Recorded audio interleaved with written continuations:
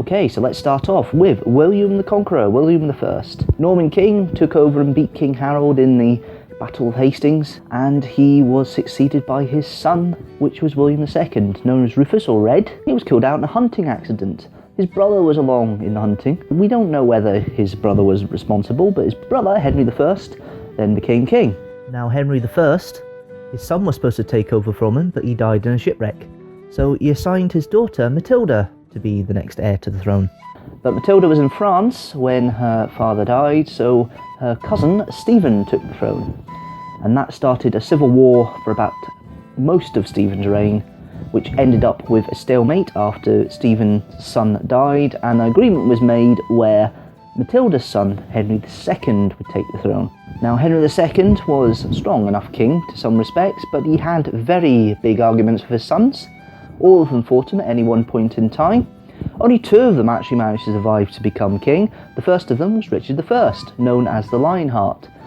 He was more interested in crusading the ruling, to be fair. He left most of the rule to his brother John, who eventually did take over as king himself. John wasn't the best king. He was known as a bad king. That's probably why there's been no kings named John after him. He had a very bad reputation. He didn't get on well with his nobles. He was quite despotic. And he had to sign Magna Carta, which became the basis of all English law. His son, Henry III, took over from him.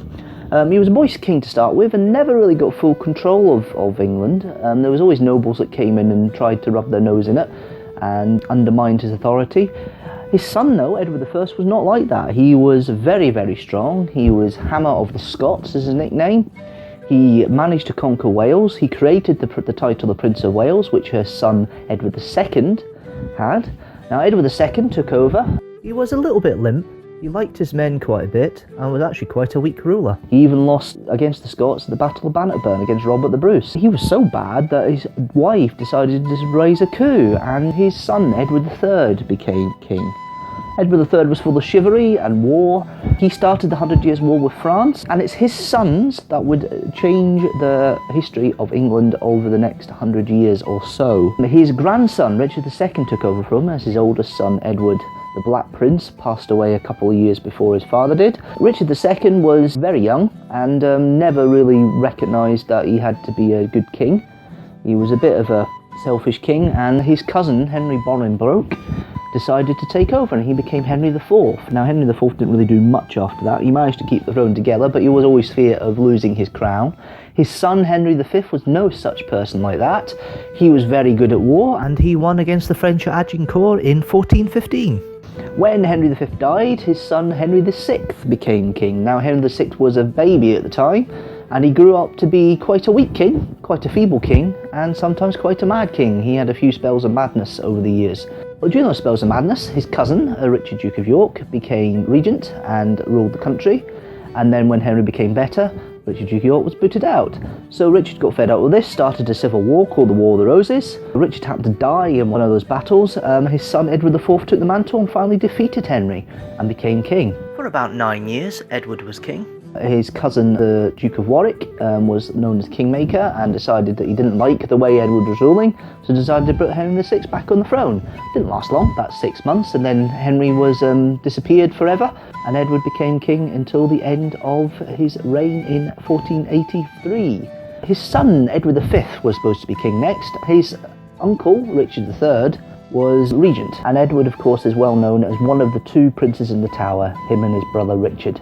Richard III became king, known as a very evil king, because obviously it's well believed that he killed his nephews in the Tower. That's never been proven. He did have a hunchback. That was one thing that we thought Shakespeare had made up, but actually he did have a problem with his back, as it's found out when we found his skeleton in that car park in Leicester a few years ago. But he was killed at Bosworth Field by Henry Tudor, who became Henry VII. Now, Henry VII was quite a vague line of succession here. So to put his legitimacy beyond doubt, he married Edward IV's daughter, Elizabeth of York.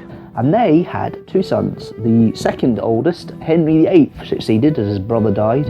Henry VIII was obsessed with having children, namely sons, and didn't have much luck with his first wife, so he broke up with the Catholic Church so he could marry his second wife, who didn't have much luck with either. His third wife gave him a son who succeeded him, Edward VI, but Henry was quite a big man in all proportions, in food and ambition, and in war to an extent. Edward VI, he was the next king. He died of TB at the age of 15. He became king at 9, so he wasn't there for that long. But he feared for the fact that his sister Mary would be the next queen. She was a staunch Catholic. The country became very Protestant after his father became head of the Church of England. And Mary I was the next queen because all Edward's plans were thwarted. Mary tried to get England back into the Catholic faith. Didn't quite work. She burnt all the Protestants at the stake that didn't like her. Over 300 or so, they say, and she died quite early. She wasn't exactly the strongest woman in the world, and was succeeded by Elizabeth I. She reigned for 45 years nearly, and was known as the Virgin Queen. She never married, well known of course for the Spanish Armada and Shakespeare's time starting in the late part of her era. She was known as Good Queen Bess, and then she didn't have any children, she never married, she never had any kids.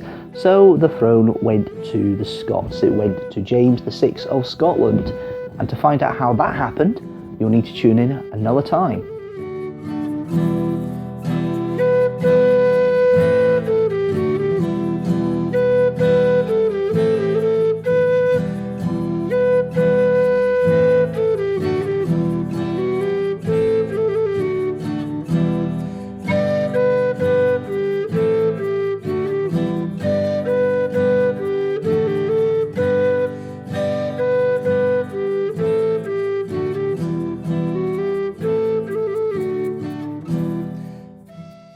If you have been watching, thank you very much for watching, and I shall see you next time. Please don't forget to subscribe and leave a comment below.